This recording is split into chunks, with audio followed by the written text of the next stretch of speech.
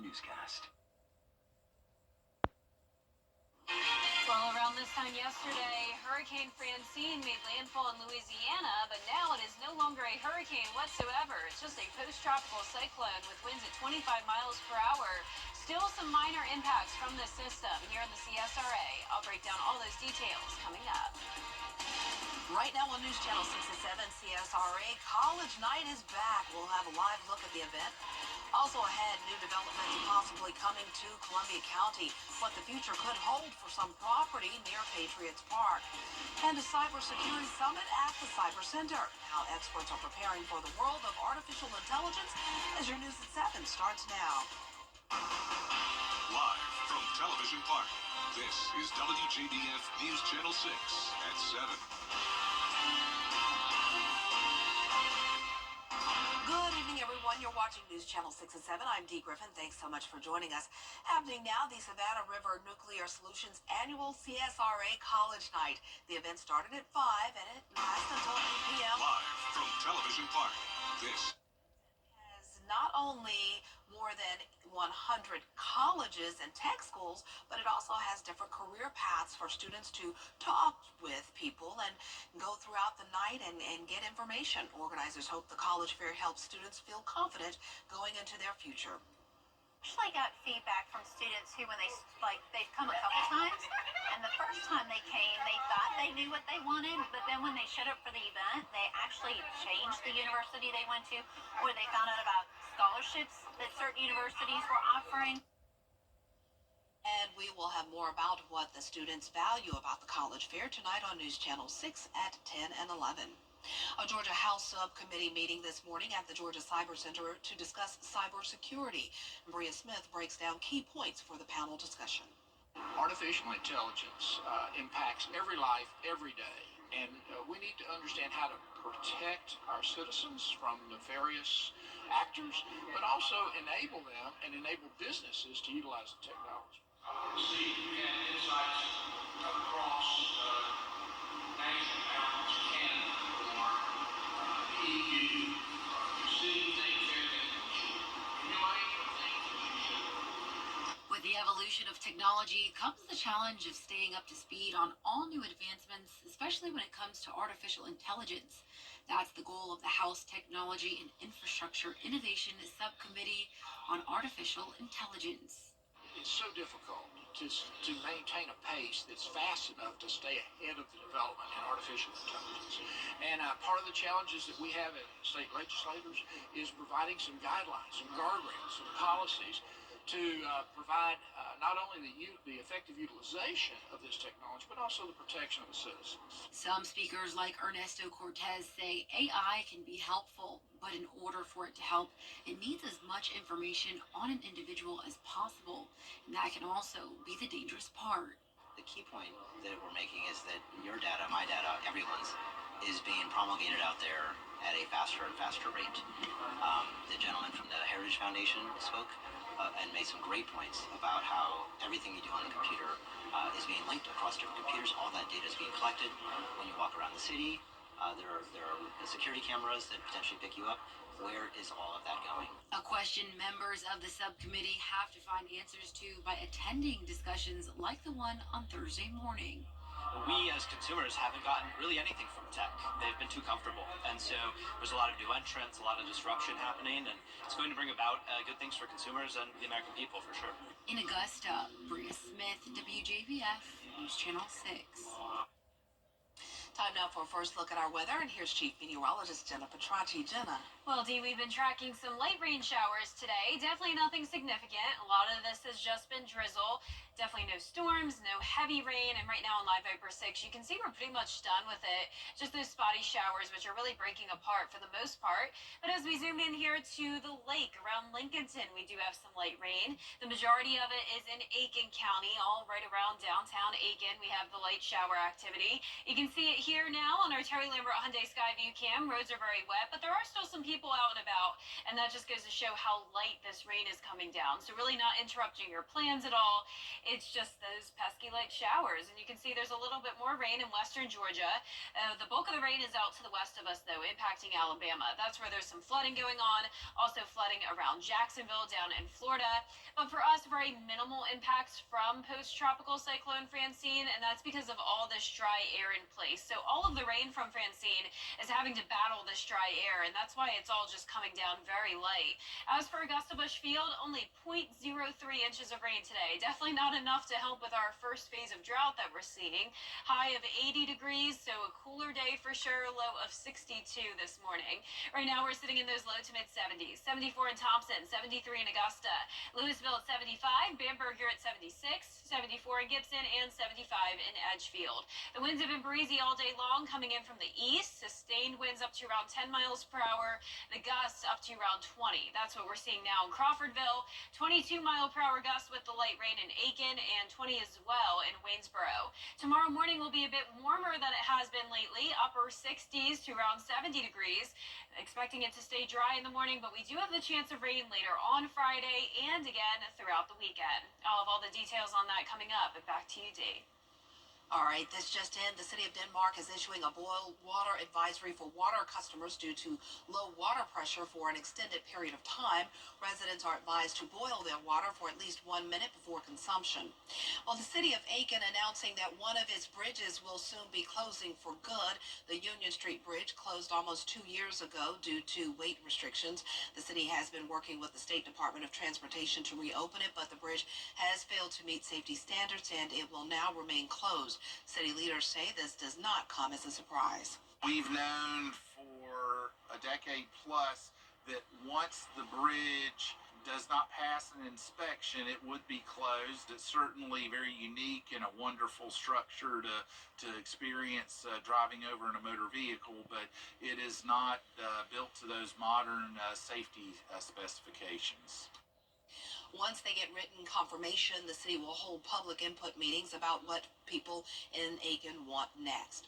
Well, the owners of a convenience store in McNuffie County are looking to rebuild their business caught on fire. The Happy Valley convenience store in Thompson is a loss after a fire broke out early Wednesday morning. The convenience store has been around since the 1920s. Many in the town have memories going to this store as a child, and customers say they will miss it every day of their lives.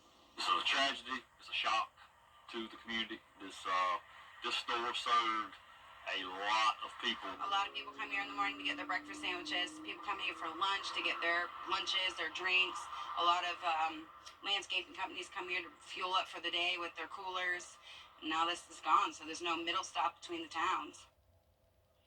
For now, the cause of the fire is unknown, but no one was hurt. There is also a GoFundMe if you would like to donate to the Happy Valley staff, and you can find that information at WJBF.com. A new retail and athletic complex could be coming to Columbia County. Hannah Latier has the details. The developer wants to rezone this property across from Patriots Park on Columbia Road from residential to special to build a multi-sport and retail facility as well as a possible hotel. The project is sponsored by a company called Accelerated Athletics Community Hub. Each is the abbreviation. It was started by Sammy Lilly, and that was done here. He's an NFL football player, and he's been a local athletic trainer for many years. The facility would house indoor and outdoor fields and tracks, multi-purpose courts, a gym, an aquatic center, a fitness center, and more. Commercial and retail buildings will be fronting the road.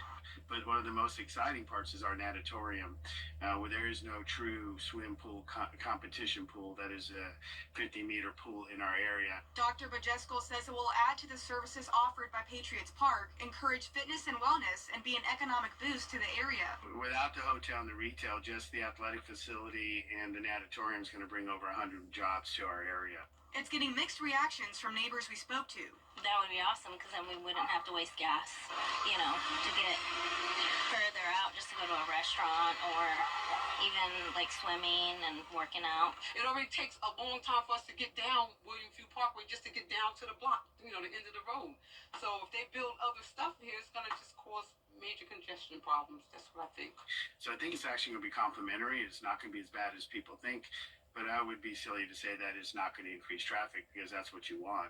You want a little bit of traffic increase for the business as well as for the people who are training and trying to improve their skills. The proposal will go to the county's Planning Commission on October 3rd. If it passes through the Board of Commissioners, the developer wants construction to be complete by early 2026. In Grovetown, Hina Latier, WJBF News Channel 6. Augusta leaders are pushing forward to try again to name a permanent city administrator. Tuesday, there was no. Washington, Rashad Hudson. We have an update to the drought monitor. You can see the majority of the CSRA under that first phase of drought. In our northern counties could really use some rain. Now in that second phase of drought, we will have the chance of rain over the next several days to come. I'll break down all the details right after the break. Message. Now, your most accurate forecast with WJBF Live 5/6. Welcome back. We had some late showers today in the CSRA. A lot of it was just drizzle, though, and you can see those rainfall totals are not too impressive. Just trace amounts in our South Carolina counties here, with the exception of McCormick and Barnwell. That's where we have the highest amounts. Of course, Aiken, you're getting some rain now, so that will change. The highest amounts are in our western counties, around half an inch in Sparta, Sandersville, Wrightsville, and Swainsboro, and more rain over in western Georgia. But for us, it's really just these sprinkles that we're left with, really in Aiken, Edgefield, and Saluda counties, and that's about it. You can see it is cloudy but dry here on our Terry Lambert Hyundai Skyview cam at Augusta Regional Airport. We're sitting at 73 degrees. Winds are breezy, just not registering right now on our Augusta sensor. Winds are coming in from the east, gusts up to around 20 miles per hour this evening. Low to mid 70s across the board. Very consistent temperatures for us. The clouds and the rain, it's all due to Francine. It was a hurricane just 24 hours ago. Now it's a post-tropical cyclone. Winds down to 25 mile per hour, sustained winds.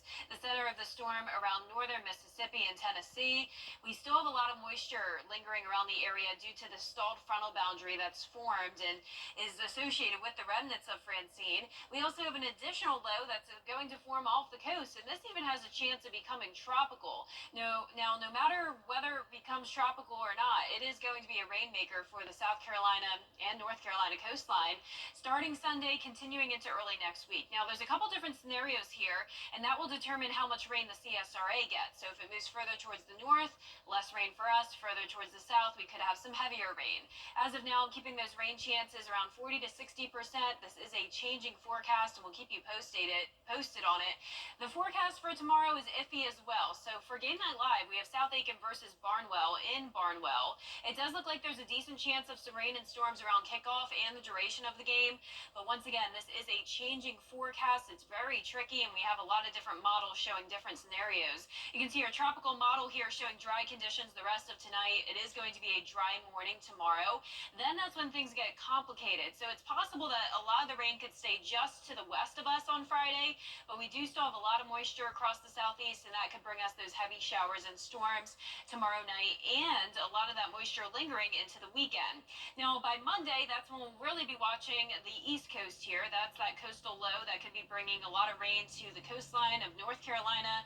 So this particular model showing it take a more northern track, and that means less rain for us, really just some of the Midlands getting that rain. Here's a closer look at home tonight at 10 o'clock. Just spotty showers, drying out overnight. So dry for most of your Friday. No need to cancel plans, but when you are headed out to the games or maybe dinner late Friday night, you'll want to bring the rain gear with you, because notice this particular model showing some heavy downpours coming in. I do think this is overdone, but nonetheless, there is the chance of rain and storms for your Friday, drying out again Saturday morning, but then in the afternoon, that's when we can have more storms start to pop up. And once again, we'll have the possibility of rain from that coastal low Sunday into early next week. So the rainfall totals now through Saturday night, very spotty. Some places not getting much rain at all. Other places could have some heavier downpours that could bring a couple inches of rain.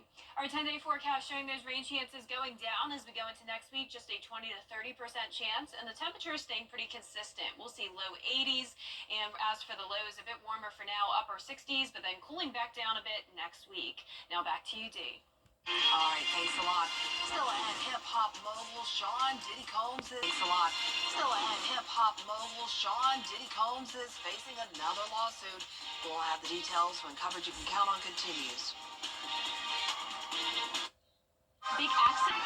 Sunday at 9, 8 Central only on News Nation. A man from Pittsburgh just bought a home in Cape Cod at a $800,000 discount, but it might end up in the ocean. The 59-year-old told The Guardian, quote, "Life's too short. Let's see what happens. It's going to eventually fall into the ocean, and it may or may not be in my lifetime." That's what he said, end of quote. The house was listed for $1.2 million in 2022. He bought it for $395,000 last year. I guess he's the only one who would want to take that risk, but wow. Yeah, look at that view. I mean, yeah, it looks like it's about to just slide right in. Yeah, it's a great view, but and a great discount, but wow, that's a risk to take. I guess he can afford to lose. That's what I'm thinking. Yeah, he could definitely afford to take some risks. That'd be scary. Yeah, I mean, it's scary too. I mean, you could be in there as it starts to Right. slide in. Well, our 10-day forecast showing those rain chances sticking around now through the weekend. Temperature is staying in only the low 80s, and then next week we'll still see low 80s, but the rain chances go down a bit. I'm loving these temperatures. Me too. It's amazing. All right, that's our time for now. We're always with you at WJBF.com. Entertainment Tonight is next.